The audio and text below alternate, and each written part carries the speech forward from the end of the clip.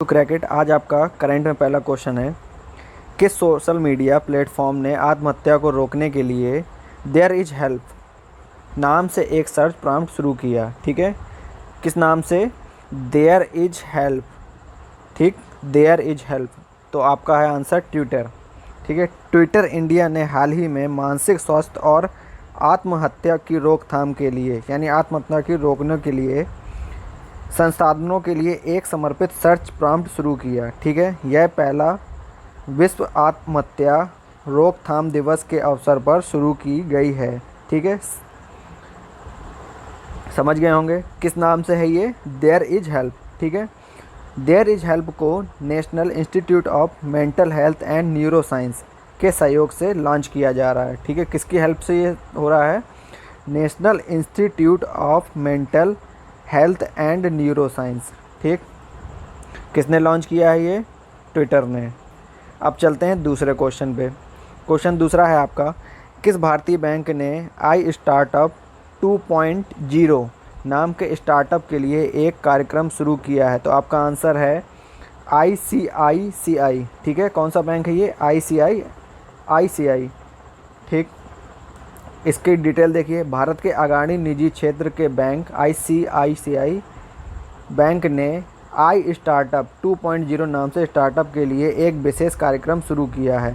इस कार्यक्रम के तहत नए व्यवसाय के लिए एक चालू खाता बनाया जा सकता है जो मूल रूप से 10 साल तक पुराने हैं। ठीक है, यानी जो खाते 10 साल से पुराने हैं उनके लिए खाता बनाया जा सकता है।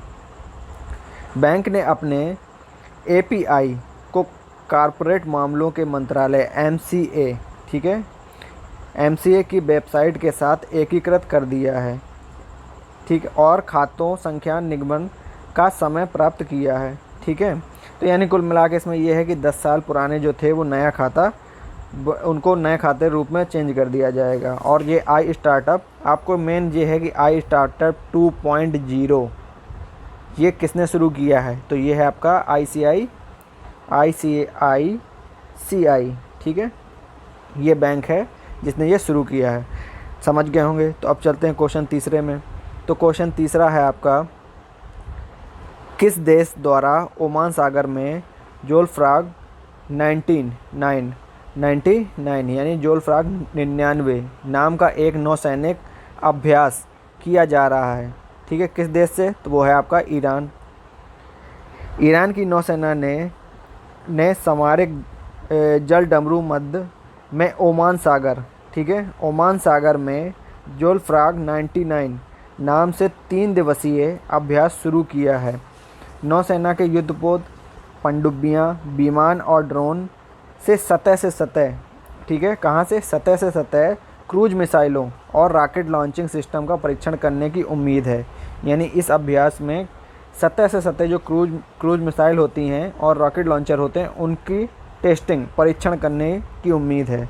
ठीक है, कौन देश कर रहा है? ईरान। तो तीसरा क्वेश्चन भी समझ गए हैं। अब चलते हैं चौथे क्वेश्चन में। सीमा मुद्दों को हल करने के लिए भारत ने किस पड़ोसी देश के साथ 5 बिंदु योजना पर सहमति व्यक्त की? तो आपका आंसर है चीन।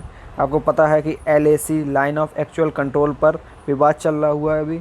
ठीक है, तो उसी के निवारण के लिए चीन के साथ मीटिंग की गई। तो इस क्वेश्चन को डिटेल से समझिए। वास्तविक नियंत्रण रेखा LAC की स्थिति के बारे में भारत और चीन ने हाल ही में 5 बिंदुओं पर सहमति व्यक्त की है। मॉस्को में विदेश मंत्री S जयशंकर और उनके चीनी वांग यी, ठीक है, के बीच रणनीति वार्ता हुई जो सैनिकों के विघटन और तनाव कम करने पर केंद्रित थी। ठीक है, तो यानी जो LAC पे तनाव चल रहा है उसको कम करने के लिए 5 बिंदु योजना पर सहमति व्यक्त की गई है। और ये मीटिंग कहाँ हुई है? रूस के मॉस्को में। ठीक है, तो चौथा भी समझ गए आप क्वेश्चन। अब चलते हैं पाँचवें क्वेश्चन पे।